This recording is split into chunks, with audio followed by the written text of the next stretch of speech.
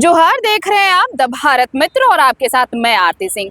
देखिए, ऐसा है कि कुर्मी और एसटी का विवाद इतना गहरा गया है कि दोनों समुदाय, दोनों पक्ष अपनी अपनी दावेदारी करने में जुटे हुए हैं। एक तरफ कुर्मी समुदाय ने कल ही देखा कि डहरे सोहराय आयोजित किया। राजधानी रांची में आपने पहली बार देखा होगा कुर्मियों का ये डहरे सोहराय। हालांकि वो कह रहे हैं कि ये उनकी संस्कृति और परंपरा रही है, लेकिन उसके बाद आज एसटी समुदाय ने, आदिवासी संगठनों ने, कई संगठन एक साथ मंच पर आए और धुर्वा के प्रभात तारा मैदान में एक बड़ी रैली आयोजित की गई।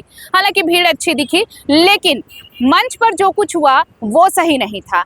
मंच पर देखिए, निशा भगत थी, साथ ही कई नेता जो आदिवासी नेता थे उनके साथ निशा भगत और भूषण बाड़ा जैसे नेताओं ने भी मंच साझा किया। लेकिन यहाँ पर इसी दौरान जब सब एक साथ मंच पर खड़े थे, इसी दौरान निशा भगत और कुछ नेता उनके साथ और थे, उनके साथ धक्का मुक्की हुई। आप ये तस्वीर देखिए, उस वक्त कैसे अफरा तफरी का माहौल है। ये वो तस्वीर है जब उनके साथ धक्का मुक्की की गई। उसके बाद जब निशा भगत मंच से नीचे आती हैं तो वो कहती हैं कि आदिवासी मंच जो है उसकी वो महिला जो केंद्रीय अध्यक्ष हैं वो महिला मंच की, और केंद्रीय अध्यक्ष होने के नाते वो ये सवाल खड़े करती हैं कि आखिर किसने अधिकार दिया है कि कोई किसी को मंच से बेदखल करेगा। ये मंच सजा था इसलिए ताकि आदिवासी समुदाय एकजुट हो और कुर्मियों का विरोध करे। लेकिन जो तस्वीरें सामने आई वो कहीं से भी मुझे नहीं लगता कि ये जो चीज़ें दिखी वो जिस मोटो के साथ, जिस उद्देश्य के साथ सभी आदिवासी समुदाय इकट्ठा हुए, वो कहीं से भी आपको ये नहीं बताएगा जिस चीज़ के लिए आप एकजुट हो रहे हैं, ऐसे आंदोलन को, ऐसी रैली को ये चीज़ें प्रभावित कर सकती हैं। बहरहाल ये तस्वीरें देखिए और आपको ये सुनना ज़रूरी है कि इस वाक़ये के बाद निशा भगत और भूषण ने कहा क्या है। आप सुनिए ज़रा, उसके बाद हम अपने सहयोगी अभिषेक भारती से भी बातचीत करेंगे। सुनिए। ये लोग एजेंट हैं, ये किसान समुदाय को सपोर्ट करने वाले, ये लोग गंदगी कर रहे हैं, पॉलिटिक्स, ये समाज को गुमराह कर रहे हैं, समाज को ये गुमराह करने का काम कर रहे हैं। ये बीजेपी के, कांग्रेस के और अन्य पार्टियों के दलाल यहाँ पे ऑर्गेनाइज कर रहे हैं, समाज को गुमराह किया जा रहा है। इस कार्यक्रम के बाद ये लोगों का है कि किसान को भी आदिवासी कहा जाए। ये शोषण होने नहीं दूंगी मैं। ये निशा भगत का प्लान है, आदिवासी समुदाय जो जागा है आदिवासी अस्मिता के लिए, अपने हक और अधिकार के लिए, ना कि ऐसे राजनीतिक दलालों के लिए। ये दलालों का मंच है। हम आना नहीं चाह रहे थे, लेकिन सामाजिक निर्णय था, आना पड़ा। लेकिन वास्तविक रूप इन लोगों का चेहरा देखने को मिला कि आदिवासी समुदाय को ये लोग गुमराह कर रहे हैं, भटकाने का काम कर रहे हैं। राष्ट्रीय का चुनाव है, इसीलिए आदिवासियों को गुमराह किया जा रहा है इन दल बदलू के द्वारा।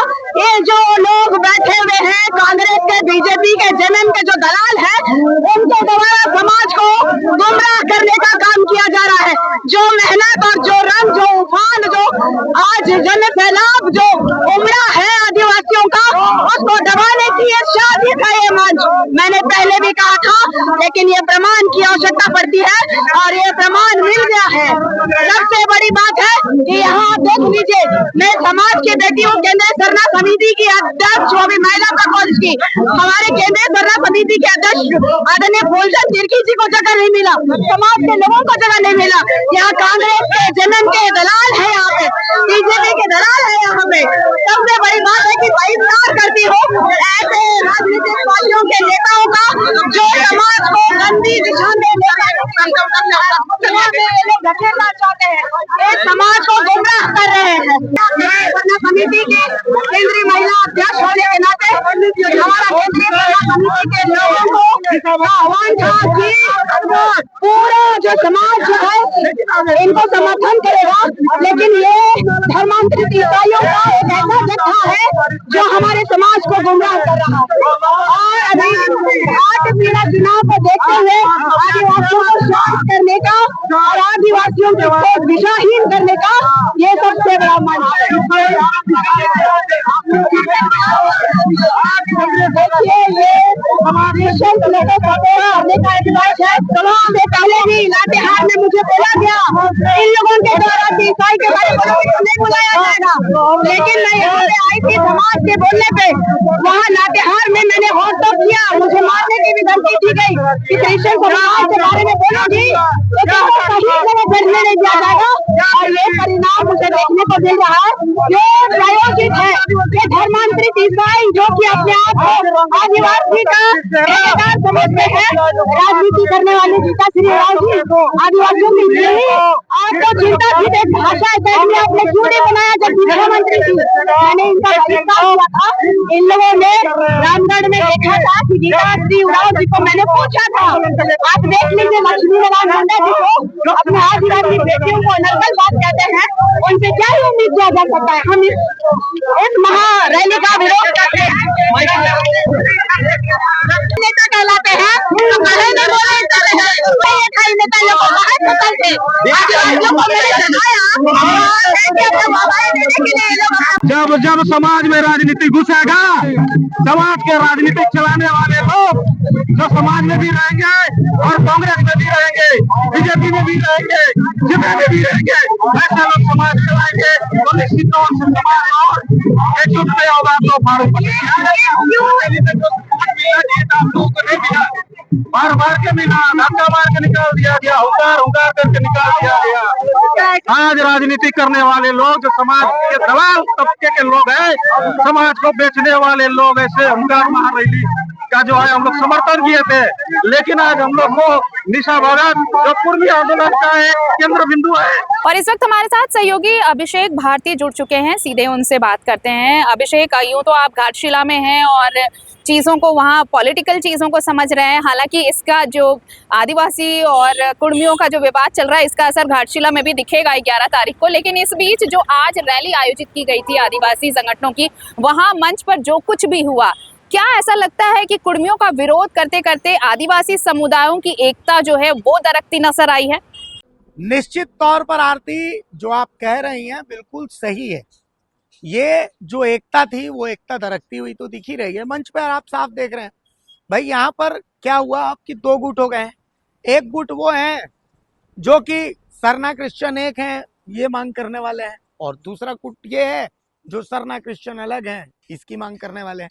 लेकिन इस बीच ये जो आक्रोश रैली जो रांची के इस प्रभात तारा मैदान में आयोजित की गई, निशा भगत का जो विरोध किया गया, तो एक बात इसमें तय हो गया कि भाई जो आदिवासियों में जो धर्मांतरित आदिवासी हैं उनकी मजबूती कितनी, चूंकि ये जो सभा थी, ये जो रैली थी, आक्रोश रैली थी, ये रैली किस लिए आयोजित हुई? ये रैली आयोजित हुई कि कुर्मी का एसटी में विरोध कर रहे हैं, और कुर्मी का एसटी में विरोध का सबसे व्यापक तर्ज पर यह विरोध कौन कर रहे हैं? आपको इसको लेकर के संथाल से बहुत व्यापक पैमाने पर विरोध नहीं आएगा। आपको इसका विरोध जो है बाकी जो जिले हैं उनसे जिला स्तर पर नहीं आएगा। जिला स्तर पर छोटे छोटे विरोध हो रहे हैं, लेकिन बड़े स्तर पर इसका विरोध कहां से आएगा? आपको बड़े स्तर पर इसका विरोध आएगा खूंटी से, बड़े स्तर पर इसका विरोध आएगा सिमडेगा से, बड़े स्तर पर इसका विरोध आएगा गुमला से। और वैसे बड़े नेता जिन्होंने अपने आप को क्रिश्चियनिटी के सामने सरेंडर कर दिया है, वही नेता इसमें बहुत जोरदार तरीके से, आम लोग थोड़ी इसमें विरोध कर रहे हैं। आम लोग कह रहे हैं कि ठीक है, उनकी संवैधानिक मांग है, रेल रोके, हवाई जहाज रोके, तो वो उनका अधिकार है, उन्होंने रोका, ठीक है, चलिए हम विरोध भी करते हैं। तो विरोध करने का अपना तरीका है कि भाई हम ऐसे विरोध करेंगे वैसे, लेकिन ये विरोध और समर्थन ये अपनी अपनी जगह हो सकता है। लेकिन इसी बीच में इसमें घुसा दिया गया है धर्मांतरण का मुद्दा भी। और अब कुर्मियों की तरफ से जो कहा जा रहा है कि भाई आप अगर हमारे एसटी का विरोध कर रहे हैं तो हम भी डिलिस्टिंग की मांग करेंगे, पहले डिलिस्टिंग हो जाती है, जनगणना हो। तो इसी पेंच के बीच में निशा भगत का विरोध भी एक समझिए कि बहुत जो मंच पर किसकी प्राथमिकता थी, कौन कौन मौजूद थे, ये भी देखा जाना चाहिए। उसी से आप समझ जाएंगे कि भाई निशा भगत का विरोध क्यों किया गया। जी आरती, बिल्कुल सही कहा आपने अभिषेक, लेकिन ये भी एक सवाल है कि निशा भगत के साथ जिन आदिवासी नेताओं को मंच पर जगह नहीं मिली, उसके क्या मायने निकाले जा सकते हैं? बिल्कुल, निशा भगत के साथ जिन नेताओं को मंच पर जगह नहीं मिली, ये बहुत बड़ा पॉइंट है। बहुत बड़ा पॉइंट इसलिए है क्योंकि मंच पर कौन कौन थे, किनको किनको जगह मिली, ये भी बहुत बड़ा सवाल है। मंच पर कौन कौन मौजूद थे, और जो मंच पर मौजूद थे वो अपना धर्म क्या लिखते हैं? क्या वो अपना धर्म क्रिश्चियन लिखते हैं, क्या वो अपना धर्म सरना लिखते हैं? ये बहुत बड़ा बहस का विषय है। और मैंने आपको जैसा कि पहले ही कहा कि इस आंदोलन को, जैसा कि कुर्मियों की तरफ से लगातार ये आरोप भी लगाया जा रहा है कि भाई इस आंदोलन को जो मिशनरीज हैं उनके द्वारा हाईजैक कर लिया गया है। तो जब इस तरीके का आरोप लगने लगे हैं, तो अब राजनीति, जो कुर्मी एसटी का ये जो विरोध है कि कुर्मी को एसटी में शामिल नहीं होने देंगे, तो इसका जो विरोध है ये एक अलग रंग ले रहा है। अब इसमें यह है कि धर्मांतरण का भी मुद्दा आ चुका है। कुर्मी इस मुद्दे को बहुत जोर शोर से उठाएंगे, तो आने वाला जो समय है ये बहुत कुछ दिखाने वाला आती। एक और आखिरी सवाल भारती, सबसे बड़ी बात है कि देखिए ये जो मंच पर जैसे जिस तरह की अफरा तफरी आपको दिखी, देखने को मिली, दावा ये था कि सभी जो अलग अलग समुदाय, अलग अलग आदिवासी जो संगठन है, उनके नेता, उनके प्रतिनिधि एक मंच पर आएंगे। जब मंच पर आए तो ऐसा लगा क्या कि ये जो वाकया हुआ, धक्का मुक्की हुई, मंच से किसी को नीचे उतारा गया, ये क्रेडिट लेने की होड़ या फिर चेहरा चमकाने की कोशिश? बिल्कुल, देखिए चेहरा चमकाने का खेल तो है ही है।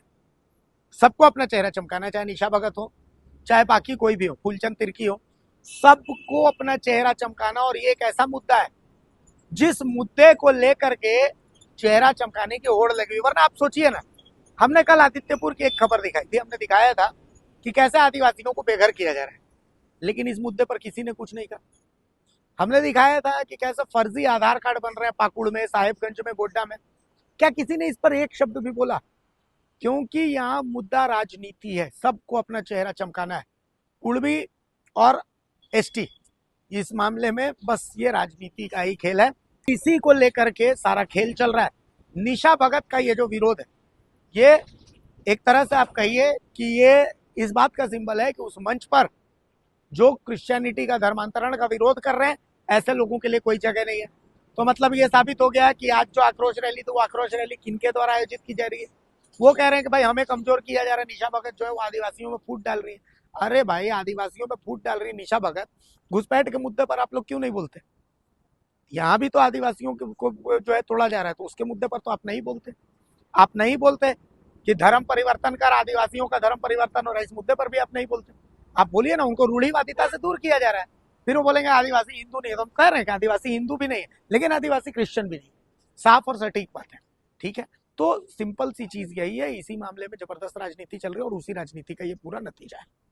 बहुत बहुत शुक्रिया अभिषेक भारती, हमारे साथ जुड़े हुए थे। और देखिए, आज जो कुछ भी हुआ धुर्वा के प्रभात तारा मैदान में, वो आदिवासियों की रैली पर एक बदनुमा दाग भी आप कह सकते हैं। दाग इसलिए मैं कह रही हूँ क्योंकि ये रैली इसलिए थी ताकि आदिवासी संगठन जो अलग अलग हैं सभी एक मंच पर आए हैं, और वो भी किस लिए? कुर्मियों के विरोध में।